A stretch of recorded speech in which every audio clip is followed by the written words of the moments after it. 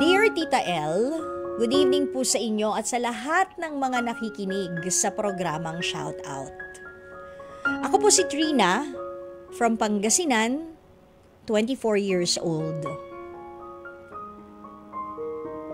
Meron po akong best friend na lalaki. Tungkol po sa kanya ang kwento ko or sa amin sana. Matagal na po kaming magkaibigan since high school pa. Gusto man o hindi man kami parehas ng gusto tulad sa klase ng pagkain, pero gets po namin ang isa't isa. Nagkakasundo naman kami sa humor. Natatawa kami parehas sa baratang walang nakakatawa. Ang hindi lang po yata kami nagkapareho sa feelings.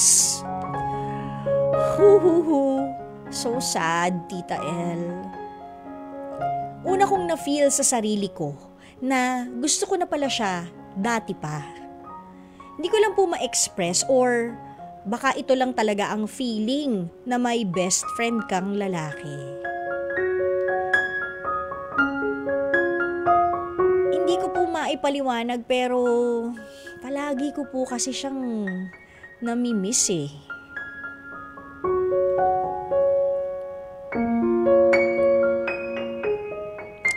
Nalungkot ako ng sobra, Tita L, nang sinabihan niya akong mayroon siyang nililigawan.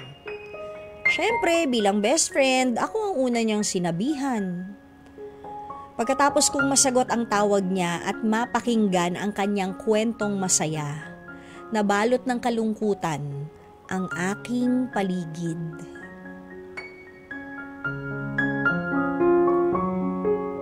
Palagi niya rin pong bukang bibig sa akin ang nililigawan niya kapag kami ang magkasama. Ako naman, tumatango-tango lang at nagkukunwaring nakikinig.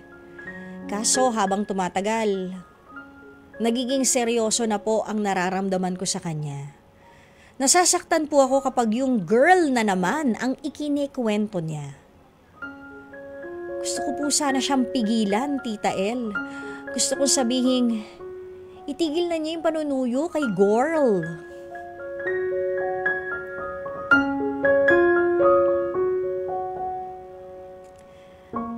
Dapat ko na po kayang aminin sa kanya itong feelings ko, Tita L, o move on na this?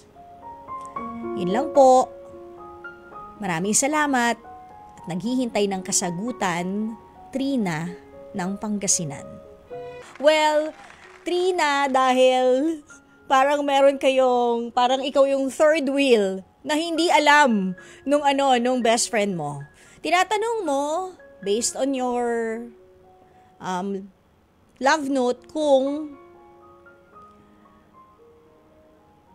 dapat bang sabihin mo sa best friend mong lalaki ang nararamdaman mo sa kanya or mag-move forward ka na? Ako yung tinatanong mo ba?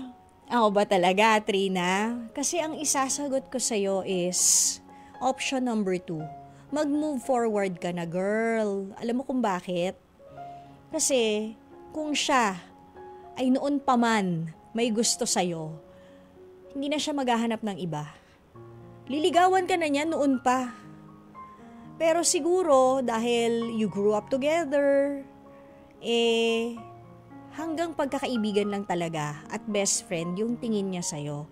Kaya masakit man, mas maganda siguro na mag-move forward ka na. Kesa sa minamahal mo siya from afar, I know it will take quite a while for you to accept that he just loves you as a friend and best friend lang talaga ang tingin mo sa kanya. Pero doon tayo talaga sa premise na kung noon ka pa niya rin gusto, noon ka pa niyan pinursu, noon ka pa niya niligawan. Kung gusto ka ng best friend mong lalaki, maiilang din yan sa'yo. Hindi chami-chami, diba? So kahit masakit, move forward na lang. Okay? Huwag ka mag-alala, bata ka pa naman, makakahanap ka pa ng iba. Malay mo, Di pa naman tapos ang boxing, di ba? Bata pa kayo, you'll never know. Maybe in the end, kayo pa rin. Pero sa ngayon, mangligaw muna siya ng iba. Jumawa muna siya ng iba. Hindi ko sinasabing magjowa ka rin kasi baka naman bata ka pa talaga, di ba? Pero move forward from this heartache, heartbreak na nararanasan mo. Okay? Mga kapatid, dito tayo sa totoo. O, yan yun yung boses. Pagbigyan nyo na, minsan lang naman yan. Siyempre, dito tayo sa True FM, hindi ba? Like, share, subscribe, follow ang ating mga social media accounts, ha? At True Network PH. Yun lang ang keyword na hahanapin nyo. TrueNetwork